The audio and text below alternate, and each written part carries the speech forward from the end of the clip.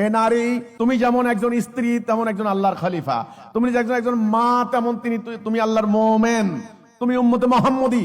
তোমার দায়িত্ব যেমন ঘরে, সমাজে, সংসারে, জাতীয় আন্তর্জাতিক সকল ক্ষেত্রে। তোমার সন্তানকে তুমি যোদ্ধা বানাও, তোমার স্বামীকে তুমি আল্লাহর রাস্তায় বের করে দাও, তবে দেখবে তোমার সংসার নিরাপদ হবে, তোমার ঘর নিরাপদ হবে। বাচ্চা ধারণ করবে, বাচ্চা লালন পালন করবে, আমার এতে কোনো আপত্তি নেই, কিন্তু তার সঙ্গে সঙ্গে বুঝতে হবে এই বাচ্চাকে সে মুমিন বানাবে, যোদ্ধা বানাবে, সৈনিক বানাবে, উম্মতে মুহাম্মদী বানাবে। এখন মা যদি একটা বাচ্চাকে বড় করলো, সে বিশ্ববিদ্যালয়ে পাশ করলো, মোটা মোটা ভলিউম বই পড়ে বড় শিক্ষিত হলো, জালেম হলো, ঘুষখোর হলো, মিথ্যাবাদী হলো, অপরাজনীতি করে সম্পত্তি, দেশের সম্পদ লুণ্ঠন করে নিয়ে যাচ্ছে, আল্লাহর কোরআনের বিরোধিতা করছে, ইসলামের বিরোধিতা করছে, এই মায়ের দরকার কি, এই সন্তানের দরকার কি? আমাদের পরিষ্কার কথা হলো, হ্যাঁ, একজন নারী তিনি সংসার সামলাবেন, সংসারে তার দায়িত্ব রয়েছে, কর্তব্য রয়েছে, পাশাপাশি তিনি এই জমিনে আল্লাহর দ্বীন প্রতিষ্ঠার জন্য তিনি ভূমিকা রাখবেন। এই ভূমিকা মনে করাই দেওয়ার জন্যই হিজবুত তাওহীদ আন্দোলন আদর্শিকভাবে লড়াই চালিয়ে যাচ্ছে। ইনসাফ ফাউন্ডেশনের সাধারণ সম্পাদক তিনি বলেছেন, নারীর প্রধান দায়িত্ব দুটি: এক, স্ত্রী হিসেবে স্বামীকে সহযোগিতা, অনুপ্রেরণা দান করা, ওকে; দুই, মা হিসেবে সন্তান ধারণ করা, লালন পালন করা। এসব দায়িত্ব পালনের জন্য নারীর জন্য উপযুক্ত জায়গা হচ্ছে তার ঘর। হ্যাঁ, ঠিক আছে। আমার প্রশ্ন, যিনি আমাকে প্রশ্ন করেছেন, এগুলা হলো ইনসাফ ফাউন্ডেশনের কোন ভদ্রলোক, কোন আলেম, উনি কথা বলছেন।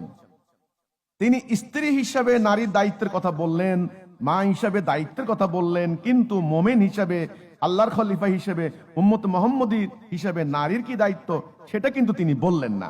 এই ধরনের ইসলামী স্কলারদের ব্যাপারে আপনার কি বলার আছে? এই প্রশ্নটা কিন্তু রিলেটিভ, যে সেটা বলছেন একজন মোমেন নারীর প্রধান কর্তব্য কি। দেখেন, ইসলামে কোনো সংকীর্ণতার জায়গা নেই, ইসলামে কোনো আবদ্ধতার জায়গা নেই।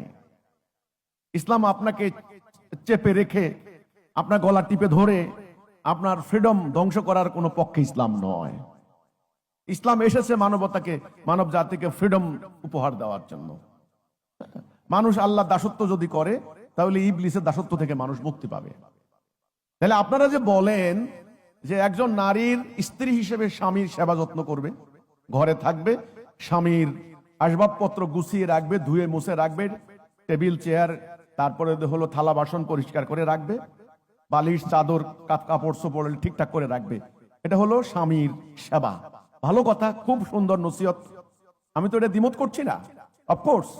দ্বিতীয়ত দায়িত্ব হলো সন্তান লালন পালন করবে, সন্তানের সুস্বাস্থ্যের জন্য মেয়েরা ঘরের মধ্যে থাকবে, কাজে তাদের জন্য আসল জায়গা হচ্ছে ঘর। এই দুইটা জায়গায় আমি কিন্তু আপত্তি করছি না।